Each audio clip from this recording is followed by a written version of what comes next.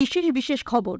প্রধানমন্ত্রী নরেন্দ্র মোদী বলেছেন, make in India উদ্যোগের ফলে ভারত বিশ্বের মধ্যে উৎপাদন ক্ষেত্রে শক্তি কেন্দ্র হয়ে উঠেছে। আজ আকাশবাণীর মন কি বাত অনুষ্ঠানে প্রধানমন্ত্রী জল সংরক্ষণের ওপর জোর দিয়েছেন। প্রধানমন্ত্রী আজ মহারাষ্ট্রের 11,200 কোটি টাকা বিনিয়োগে বিভিন্ন প্রকল্পের উদ্বোধন ও শিলান্যাস করবেন। জম্মু কাশ্মীরের তৃতীয় তথা চূড়ান্ত পর্বের বিধানসভা নির্বাচনের প্রচার অভিযান আজ শেষ হচ্ছে। বেইরুটে ইসরায়েলি বিমান হামলায় হেজবুল্লাহ নেতা নাসরাল্লাহর হত্যার তীব্র নিন্দা করেছে রাশিয়া। সারা বিশ্বের সঙ্গে ভারতেও আজ বিশ্ব হৃদয় দিবস উদযাপন করা হচ্ছে। আসছি বিস্তারিত খবরে। প্রধানমন্ত্রী নরেন্দ্র মোদী বলেছেন, মেক ইন ইন্ডিয়া উদ্যোগের ফলে ভারত বিশ্বের মধ্যে উৎপাদন ক্ষেত্রে শক্তি কেন্দ্র হয়ে উঠেছে। আজ আকাশবাণীর মন কি বাত অনুষ্ঠানে তিনি বলেন, এই উদ্যোগ থেকে দেশের দরিদ্র মধ্যবিত্ত শ্রেণীর মানুষ এবং ক্ষুদ্র মাঝারি ও অতি ক্ষুদ্র শিল্পোদ্যোগগুলি লাভবান হচ্ছে।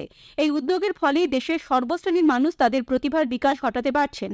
তিনি এই উদ্যোগের সাফল্যের কথা তুলে ধরে বলেন, এর ফলে দেশের রপ্তানি বৃদ্ধি পেয়েছে এবং বৈদেশিক বিনিয়োগ বেড়েছে। স্থানীয় ক্ষেত্রে উৎপাদিত পণ্যদ্রব্যের গুণমান নিশ্চিত করার উপর সরকার জোর দিচ্ছে বলে প্রধানমন্ত্রী জানান। তিনি মহারাষ্ট্রের ভান্ডারা জেলার 50টিরও বেশি স্বনির্ভর গোষ্ঠীর তসর সিল্কের কাজের উদাহরণ তুলে ধরেন। आज भारत मैन्युफैक्चरिंग का पावर हाउस बना है और देश की युवा शक्ति की वजह से दुनिया भर की नजरें हम पर है।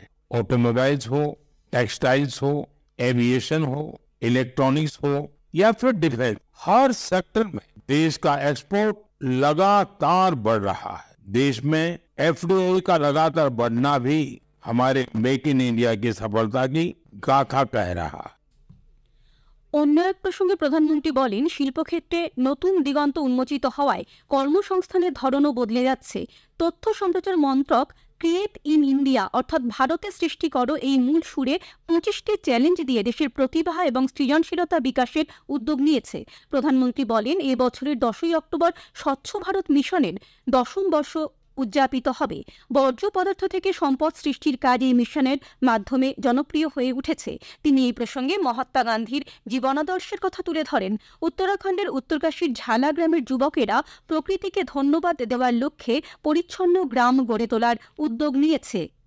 स्वच्छता को लेकर जारी अभियान से हमें ज्यादा से ज्यादा लोगों को जोड़ना है और ये अभियान किसी एक दिन का, एक साल का नहीं होता है। ये युगों युगों तक निरंतर करने वाला काम है।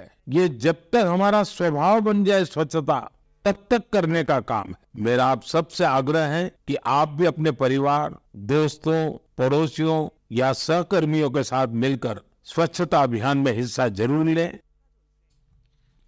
প্রধানমন্ত্রী মায়ের নামে একটি গাছ লাগান কর্মসূচির কথা তুলে ধরে বলেন, এক্ষেত্রে দেশের সমগ্র সমাজ কাজ করে চলেছে। উত্তরপ্রদেশ, গুজরাট, মধ্যপ্রদেশ, রাজস্থান এবং তেলেঙ্গানায় এই কর্মসূচিতে বৃক্ষরোপণের নতুন রেকর্ড সৃষ্টি হয়েছে। দেশের হাজার হাজার স্কুলেও উৎসাহের সঙ্গে বৃক্ষরোপণের কাজ চলেছে। জল সংরক্ষণের কথা তুলে ধরে প্রধানমন্ত্রী বলেন, বর্ষার সময় প্রচুর বৃষ্টির জলকে সংরক্ষণ করে জল সংকটের সময় কাজে লাগানো প্রয়োজন। বুন্দেলখণ্ড এলাকার ঝাঁসিতে কিছু মহিলা এই উদ্যোগের মাধ্যমে ঘুরারি নদীকে পুনরুজ্জীবিত করে তুলেছেন। এছাড়াও মধ্যপ্রদেশের ছত্তরপুরের কয়েকটি জায়গার মহিলারা জল সংরক্ষণে উল্লেখযোগ্য ভূমিকা নিচ্ছেন বলে প্রধানমন্ত্রী জানান। मुझे खुशी है कि पानी के संरक्षण को लेकर कई लोग नई पहल कर रहे हैं। ऐसा ही एक प्रयास उत्तर प्रदेश के झांसी में देखने को मिला है कि झांसी बुंदेलखंड में है, जिसकी पहचान पानी की किल्लत से जुड़ी हुई है। यहाँ झांसी में कुछ महिलाओं ने गुरारी नदी को नया जीवन दिया। ये महिलाएं सेल्फ हेल्प ग्रुप से जुड़ी हैं और उन्होंने जल सहेली बनकर इस अभियान का नेतृत्व किया है।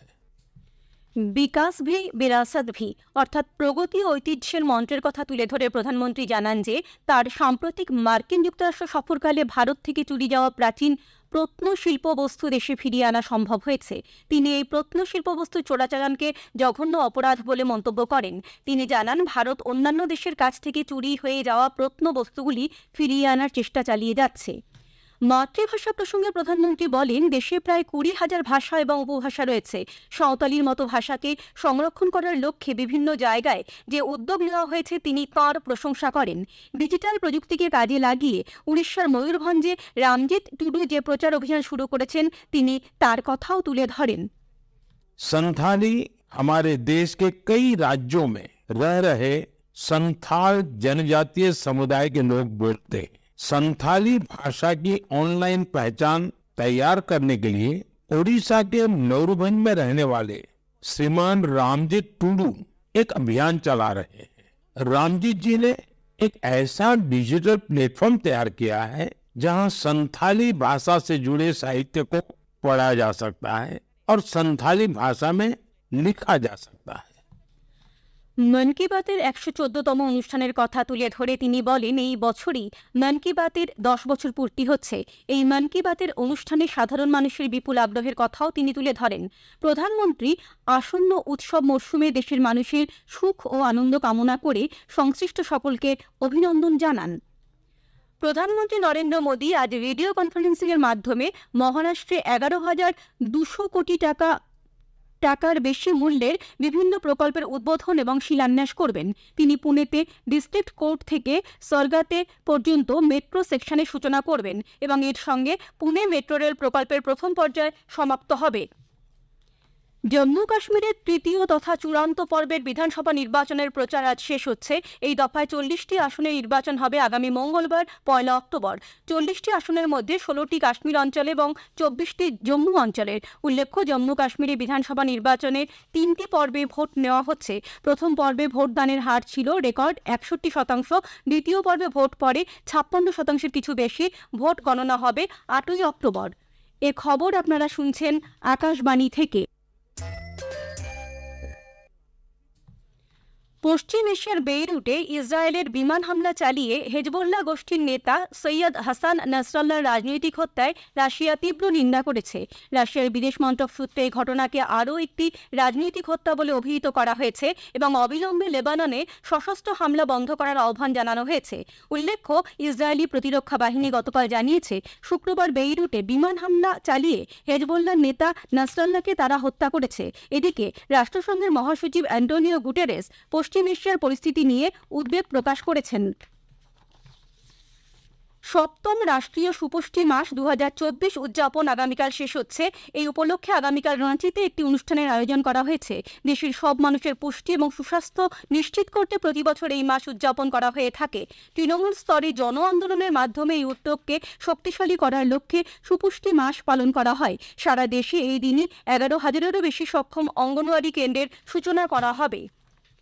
সারা দেশের সঙ্গে এ রাজ্যেও সেপ্টেম্বর মাস জুড়ে চলেছে সুপুষ্টি মাস। এর প্রেক্ষাপটে আকাশবাণী সংবাদ প্রযোজিত একটি বিশেষ আলোচনা সুপুষ্ট শিশু সুপুষ্ট ভারত শুনবেন আজ রাত 9:30টায় গীতাঞ্জলি 107 এবং DTH বাংলায়। পশ্চিমবঙ্গ সরকারের সুসংহত শিশু বিকাশ সেবা প্রকল্প প্রাধিকরণের যুগ্ম অধিকর্তা শ্রীমতী দেবারতী সরকারের সঙ্গে কথা বলেছেন কল্যাণ লাহা। স্বচ্ছ ভারত মিশন স্বচ্ছতাই সেবার আওতায় সারা দেশ জুড়ে চলছে পরিচ্ছন্নতা অভিযান। এবছরের মূল ভাবনা স্বভাব স্বচ্ছতা, সংস্কার স্বচ্ছতা। আকাশবাণী সংবাদ প্রযোজিত একটি বিশেষ আলোচনা মানসিকতার পরিচ্ছন্নতা শুনবেন আগামীকাল রাত 9:30টায় গীতাঞ্জলি 107 এবং DTH বাংলায়। অংশ নিয়েছেন পূর্ব রেল ও কলকাতা মেট্রো রেলের মুখ্য জনসংযোগ আধিকারিক কৌশিক মিত্র এবং আয়কর দপ্তর ধানবাদের যুগ্ম কমিশনার দেবাশিস বিশ্বাস। সঞ্চালনায় কল্যাণ লাহা। বিশ্ব হৃদয় দিবস উপলক্ষে কেন্দ্রীয় সংখ্যালঘু এবং সংসদীয় দপ্তরের মন্ত্রী কিরেন রিজিজু আজ নতুন দিল্লির ইন্ডিয়া গেট থেকে ভারত মণ্ডপম পর্যন্ত 3 কিলোমিটার একটি দৌড়ের সূচনা করেন। 100 জন চিকিৎসক, 150 জন হৃদরোগী এবং 800-র বেশি সমাজের বিভিন্ন ক্ষেত্রের মানুষ হার্টের সমস্যা নিয়ে সচেতনতা গড়ে তুলতে এই দৌড়ে অংশগ্রহণ করেন। সারা বিশ্ব জুড়েই আজকের দিনটি বিশ্ব হৃদয় দিবস হিসেবে উদযাপন করা হচ্ছে। সারা বিশ্বে হার্টের সমস্যাজনিত কারণে বহু মানুষের মৃত্যু হয়। এই রোগ এবং মৃত্যু প্রতিরোধে প্রতি বছর এই দিনটিতে সচেতনতার অভিযান চালানো হয়। শেষ করার আগে খবরের বিশেষ কিছু অংশ আরও একবার। প্রধানমন্ত্রী নরেন্দ্র মোদী বলেছেন, মেক ইন ইন্ডিয়া উদ্যোগের ফলে ভারত বিশ্বের মধ্যে উৎপাদন ক্ষেত্রে শক্তি কেন্দ্র হয়ে উঠেছে। আজ আকাশবাণীর মন কি বাত অনুষ্ঠানে প্রধানমন্ত্রী জল সংরক্ষণের উপর জোর দিয়েছেন। প্রধানমন্ত্রী আজ মহারাষ্ট্রের 11,200 কোটি টাকা বিনিয়োগে বিভিন্ন প্রকল্পের উদ্বোধন ও শিলান্যাস করবেন। খবর শেষ হলো।